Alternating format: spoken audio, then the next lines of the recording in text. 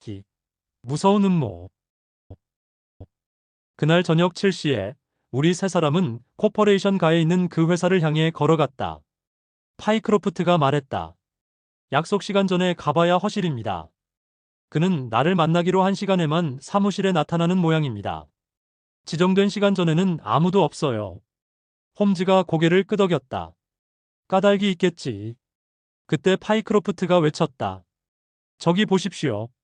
저 앞에 급히 걸어가고 있는 것이 그 사람입니다. 청년은 도로 저쪽에서 걸어가고 있는 보통 키의 금발에 잘 차려입은 남자를 가리켰다. 우리는 그를 지켜보았다. 그런데 그 남자는 마침 석간신문이 나와 그것을 팔고 있는 소년에게로 가서는 신문을 샀다. 그리고 그것을 말아준 채 어느 건물 안으로 들어가는 것이었다. 파이크로프트가 말했다. 저곳이 회사가 새든 건물입니다. 자, 들어가서 잘해주십시오. 파이크로프트의 뒤를 따라 5층으로 올라가 반쯤 열린 문을 노크하자 안에서 들어오시오 하는 소리가 들렸다. 우리는 파이크로프트의 말대로 텅 빈 사무실 안으로 들어갔다. 하나뿐인 테이블 위에 신문을 펼쳐놓고 아까의 그 남자가 앉아 있었다. 남자는 얼굴을 들어 우리를 바라보았는데 그 얼굴은 공포로 일그러져 있었다. 이마에서는 진땀이 흐르고 볼은 생선의 백가죽처럼 핏기를 잃고 눈은 중심을 잃고 번득였다. 파이크로프트를 보고도 그가 누군지를 알아보지 못하는 것 같았다. 파이크로프트가 놀란 목소리로 물었다. 어디가 편찮으십니까, 피너 씨? 약간. 피너는 기운을 차리려고 안간힘을 쓰며 바짝 마른 입술을 침으로 축였다. 그건 그렇고. 당신이 데리고 온 사람들은 누구요? 파이크로프트가 소개의 말을 했다. 이분은 버몬지에 사는 해리스 씨이고 저분은 이곳에 사는 프라이스 씨입니다. 두 분 다 제 친구인데 경력은 풍부하지만 실직 중이어서 혹시 우리 회사에서 필요하지 않을까 하여 데리고 왔습니다. 피너 씨는 죽은 사람과도 같은 얼굴에 미소를 띄었다. 생각해보지요. 그래, 당신의 전문은 뭐요, 해리스 씨? 회계입니다. 아, 그런 사람도 필요합니다. 그리고 프라이스 씨는? 내가 대답했다. 사무직입니다. 어떻게든 채용하도록 해보겠습니다. 결정되면 통지해드리지요. 그럼, 이만 돌아가 주시오. 부탁이니, 나 혼자 있게 해달란 말입니다. 그 마지막 말은 마치 잡아당긴 실이 툭 끊어지는 것처럼 입에서 튀어나왔다. 홈즈와 나는 서로의 얼굴을 마주보았다. 그러자 파이크로프트가 테이블 쪽으로 한 걸음 다가서며 말했다. 피너 씨, 전무님의 지시를 받기 위해 약속된 시간에 제가 왔다는 걸 잊으신 건 아닙니까? 피너는 앞서보다 약간 진정된 목소리로 말했다. 아, 그랬지. 여기에서 잠시 기다려 주시오. 친구들과 함께 기다려도 됩니다. 한 3분 동안이면 돼요. 그리고는 천천히 일어나 우리에게 목례를 하고는 옆방으로 들어가 안에서 문을 잠갔다. 홈즈가 소곤거리듯 말했다. 무슨 일일까? 우리를 따돌릴 셈인가? 그렇지는 않을 겁니다. 어째서? 저 방에는 다른 출입문이 없거든요. 창은? 없습니다. 가구는 있나요? 어제까지는 텅 비어 있었습니다. 그럼 무엇하러 빈 방에 들어가 있을까? 납득이 안 가는 걸. 두려움 때문에 정신이 이상해진 걸까? 왜 그렇게 겁에 질려 있지? 내가 고개를 갸우뚱거렸다. 우리를 경찰로 안 것이 아닐까요? 파이크로프트 역시 이해가 안 가는 모양이었다. 홈즈가 고개를 흔들었다. 그자는 우리를 보고 겁을 집어먹은 것이 아닙니다. 우리가 방에 들어갔을 때 그는 이미 사색이 되어 있었어. 혹시 그때 옆방에서 우당탕 소리가 들렸다. 자기가 들어간 문을 두드리다니 어쩌자는 셈일까요? 이번에는 파이크로프트가 고개를 갸우뚱했다.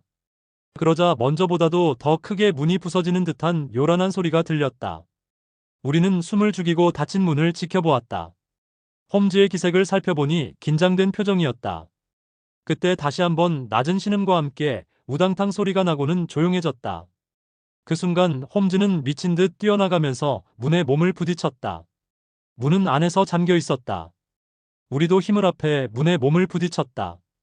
곧 경첩이 망가지며 문이 안으로 넘어갔다. 하지만 방 안에는 아무도 없었다.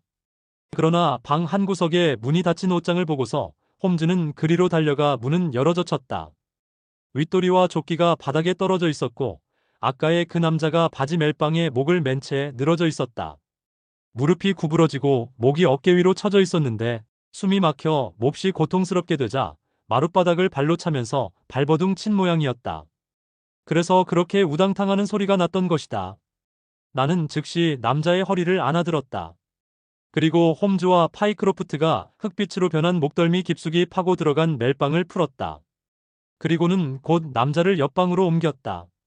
남자는 아직 숨이 붙어 있어서 푸른색으로 변한 입술이 떨리고 있었다.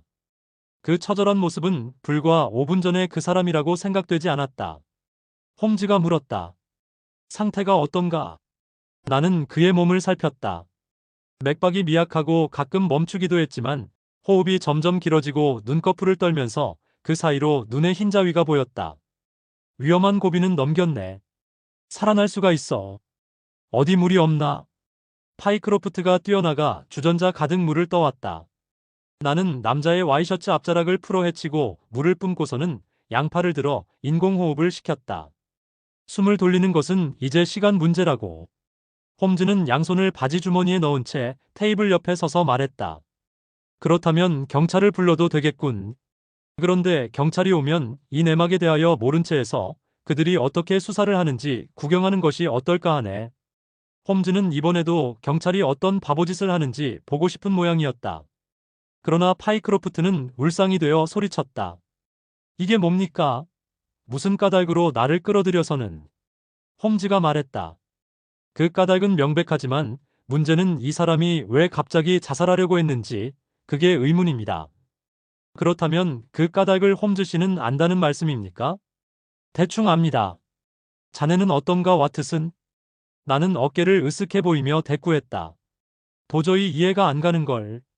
그래. 우선 지금까지 일어난 일을 잘 생각해보면 결론은 하나밖에 없네. 어떻게 생각해서 말인가? 두 가지 점을 잘 생각해보게나. 하나는 파이크로프트 씨에게 지배인으로 취임하겠다는 승낙서를 쓰게 한 일일세. 그게 어때서? 그건 사무적인 구비 서류로서 필요한 것이 아닐세. 그 정도는 말로 끝낼 수도 있는 일이지. 짐작이 안 감가, 파이크로프트 씨. 그들은 당신의 필적이 필요했기에 그것을 서면으로 쓰게 했던 겁니다. 내 필적을 뭐에 쓰려고요? 바로 그 점입니다. 무엇에 필요했을까요? 그 의문에 대답이 나온다면 문제를 풀 수 있는 열쇠를 쥐는 것이 됩니다. 왜 그랬을까요? 딱 들어맞는 이유는 하나밖에 없습니다. 여기에서 두 번째 문제점과 연관시키면 둘 사이에 연관이 있다는 것을 알 수 있습니다. 그 두 번째 문제점이라는 것은 피너가 당신에게 모슨 회사에 사퇴서를 써보내서는 안 된다. 라고 한 말입니다. 즉, 모슨 회사로서는 월요일에 당신이 회사에 나오는 것으로 알게 할 필요가 있었다는 거지요. 그 말에 파이크로프트가 외쳤다. 그렇다.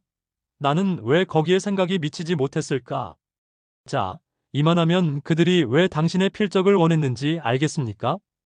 당신이 입사원서를 쓴 필적과 판이한 글씨를 쓰는 사람이 당신으로 가장하고 모슨 회사에 나타난다면 곧 의심을 받게 될 게 아닙니까?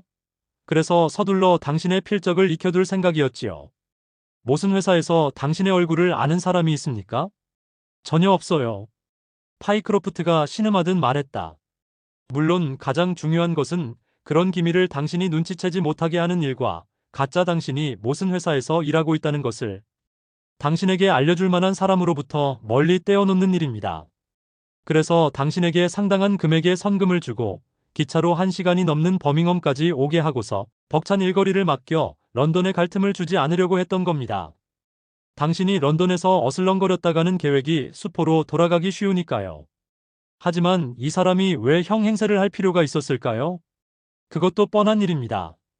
이 사건에는 분명히 두 사람이 관계하고 있습니다.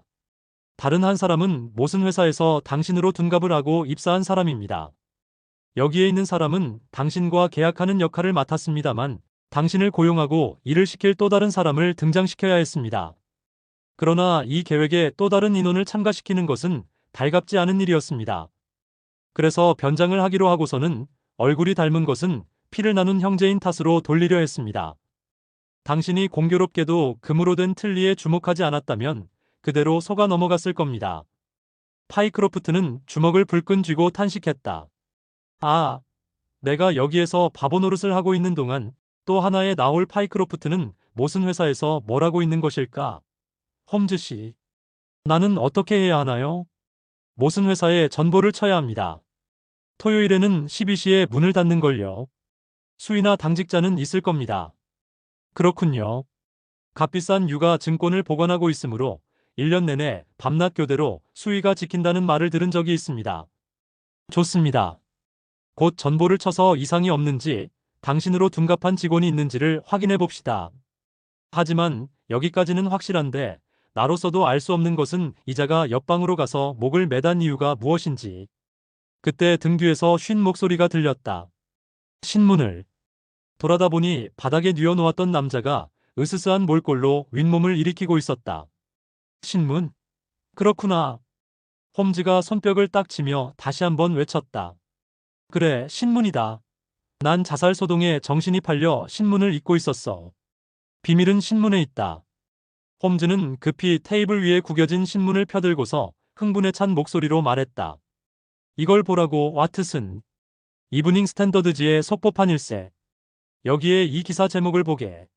시티에서 범죄. 모슨 윌리엄스 회사의 살인사건. 대규모 강도 미스. 범인은 체포. 와트슨, 모두가 궁금할 테니 자네가 크게 읽어주게. 큰 활자로 보아 그건 런던에서 중대 사건이 발생한 게 틀림없었다. 기사는 다음과 같이 쓰여 있었다. 오늘 오후 시티에서 흉악한 살인, 강도 미수 사건이 발생하여 한 명이 목숨을 잃고 범인은 체포되었다. 유명한 증권 거래소인 모슨 윌리엄스 회사는 항상 총액 100만 파운드가 넘는 유가 증권을 보관하고 있는데 지배인은 만일의 경우에 대비하여 최신식 금고를 설치하고 건물 내에는 밤낮 구별 없이 수위를 무장시켜 요소요소에 배치해두고 있었다. 그러던 중 지난주 이 회사에서는 홀 파이크로프트라는 새로운 직원을 채용했는데 이 남자는 유명한 위조 및 강도 상습범인 베딩턴이었던 것이다. 베딩턴은 형과 함께 5년간의 복역을 마치고 최근에 추록한 바 있다.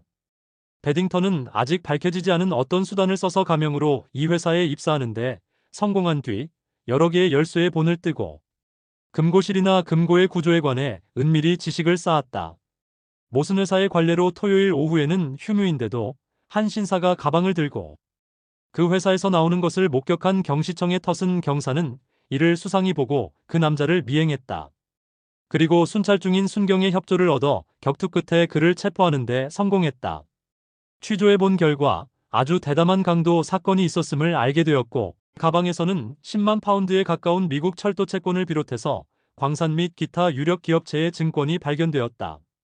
한편 이 회사 내를 조사한 바에 의하면 수위한 사람의 사체가 금고 속에 숨겨져 있었다고 한다.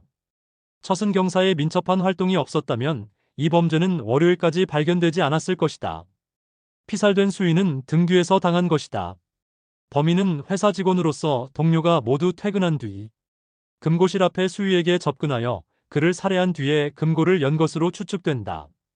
형인 베딩턴은 늘 동생과 공범자로 암약해오던 과거로 보아 당국은 그의 행방을 수사 중이나 현재로는 행방이 묘연한데 이번 살인 강도에는 직접 참가하지 않은 것으로 보인다. 홈즈는 축 늘어져 있는 형인 베딩턴을 바라보며 말했다. 인간의 본성이라는 것은 이상한 혼합물이지. 와트슨, 아무리 냉혹한 악당이나 살인자라도 자기 가족의 목숨이 위험하다는 것을 알면 자살을 꾀하기도 하니 말일세. 그런데 파이크로프트 씨, 이번 일은 운명으로 돌리고 경찰을 불러주시지 않겠습니까? 끝.